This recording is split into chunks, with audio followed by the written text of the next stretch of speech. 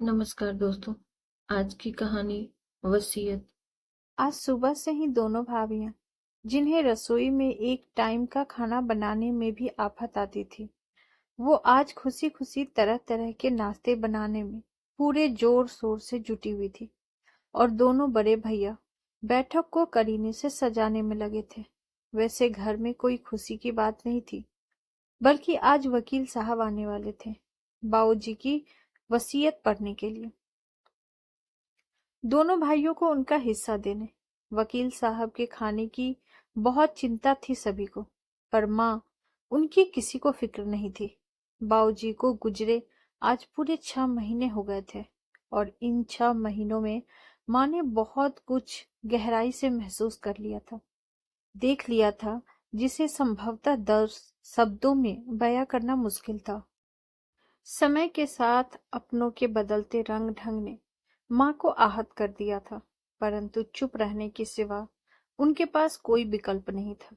बाबूजी के बाद दोनों भाई भाभियों को माँ शायद बोझ लगने लगी थी। उन्होंने कल ही वकील साहब के साथ साथ मुझे भी बुलवा लिया था, ताकि भविष्य में मेरे मन में भी कोई शंका न रहे।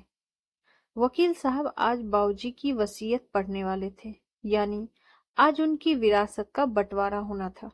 सबके अंतर मन में बहुत कुछ चल रहा था।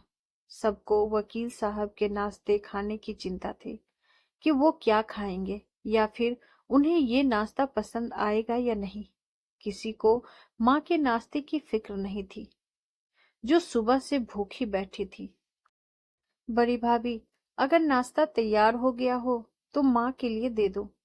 दीदी, मेरे हाथ गंदे हैं, आप छोटी से कह दो। कहकर बड़ी सफाई से बड़ी भाभी ने अपना पल्ला झाड़ लिया। मैंने देखा कि छोटी भाभी के हाथ भी खाली नहीं है, इसीलिए उनके मुंह से कुछ सुनने से अच्छा था कि खुद ही मैंने माँ को नाश्ता परोस दिया। माँ की खामोशी, उनकी भीगी उदास पनीली आंखें और कांपते हाथ बहुत कुछ कह रहे थे। बाबूजी के जाने के बाद इन 6 महीनों में बहुत कुछ अनुभव कर लिया था।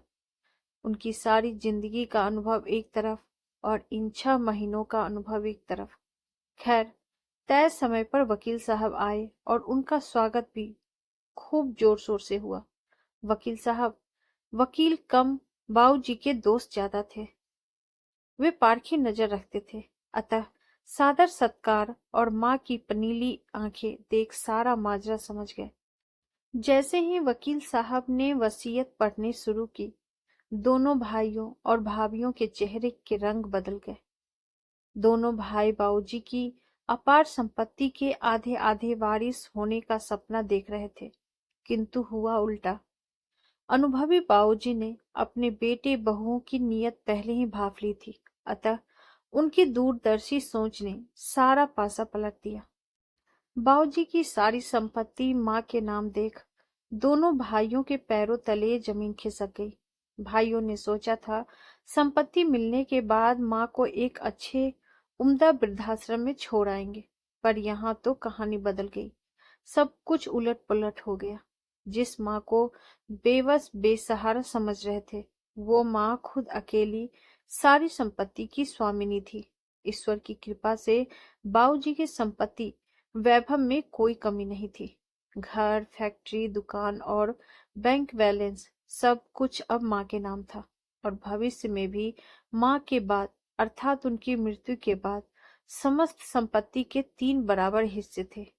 एक एक दोनों भाइयों का, और एक हिस्सा मेरा, यानी उनकी बेटी का। मेरा हिस्सा सुनकर दोनों भाई भाभियों के चेहरों पर गुस्से, आश्चर्य और अफसोस के मिले जुले भाव आ रहे थे।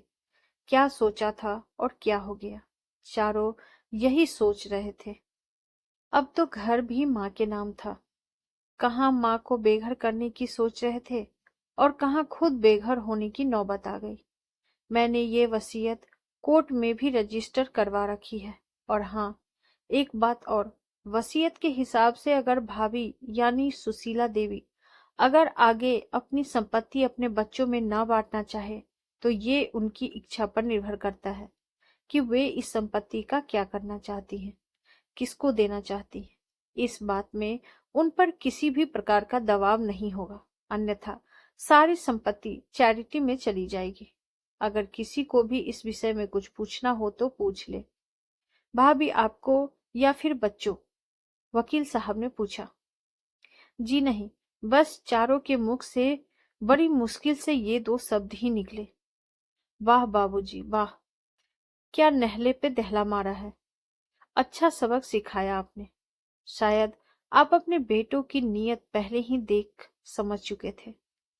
जिस रोग का नासूर बनने का डर था, आपने उस रोग को ही खत्म कर दिया। इसे कहते हैं दूरदर्शिता। चारों के चेहरे देख मैं मन ही मन बाबूजी को धन्यवाद दे रही थी। उनमें से कोई कुछ भी कहने सुनने की हालत में नहीं था।